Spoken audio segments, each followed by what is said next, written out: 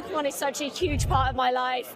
I wouldn't know most of my friends or even my husband without Pokemon being in my life. I like Pikachu, I like Gardevoir, and he likes Snorlax. So we got different types, and we can play the games, we can watch the cartoons together. Every generation of kids, of parents has their Pokemon and shares these memories with their young loved ones and grow together. Well, fans around the world are celebrating the 30th anniversary of the Pokémon series. Exactly 3 decades ago, the first ever Pokémon games were released in Japan on the original Game Boy. Since then, the franchise has exploded to become one of the most recognizable brands in the world, going beyond the games to include trading cards, TV shows, movies, and more. Scott Stein is editor-at-large for CNET. Scott, welcome. So, of course, they're adorable, but what else makes Pokémon such a global phenomenon?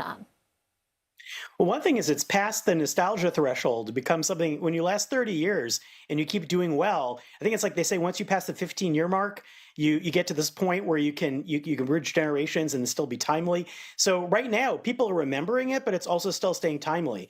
But also, it's like the most I think it's the most, lucrative franchise that exists, over $100 billion. And it's doing it by splitting across several different areas. They've got the trading card company. There are the video games. There's still Pokemon Go on mobile phones. There's also TV, anime. There are movies. There's also things like theme parks. Nintendo has already announced that they're going to be instituting some sort of Pokemon experiences at Universal. So all of this is kind of dovetailing. So you just kind of answered my question, I think, but given how much technology has changed since 1996, is that sort of diversification, if you will, been how Pokemon has adapted to the times and continued to be so successful? Yeah, absolutely. I don't think it would have done it through video games alone. I remember the Game Boy game, and that wasn't even expected to be a big success way back when it came out. It became a surprise success. But a lot of things like the trading card games bridged, I think, a lot of the ups and downs in video game appeal over the years. There are a lot of dedicated get-togethers. My kid's part of one, that organize trading card sessions, even if you're not playing the video games. And then the games continue at a steady pace. But right now, I think Nintendo is really using it as a big leaning post to make more out of the Nintendo Switch 2.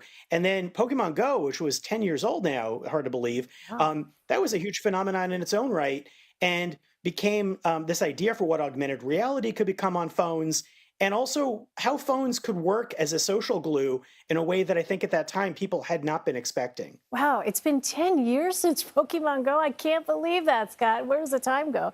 So Nintendo and the developers of Pokemon, they actually made some announcements today. What stood out to you?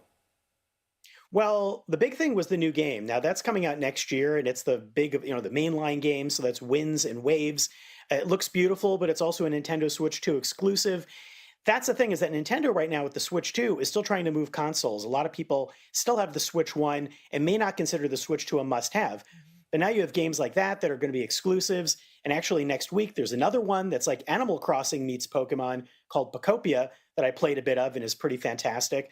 And, those things are cementing what's going on with Pokemon at the moment. They're also doing some nostalgia plays. There's this limited Game Boy-like music player that they're selling with Pokemon tunes. I kind of wish they would re-release the Game Boy itself with Pokemon on it. Yeah. But they also re-released the original Pokemon game, or the Game Boy Advance one, for the Switch today for people who want to look back. Yeah, I know a lot of folks looking at that price point for the Switch 2, right? That's been something that has caused a lot of people to kind of say, you're okay with the Switch 1 for now. We'll stick with that. Scott Stein, so much fun to talk about this. Thanks so much.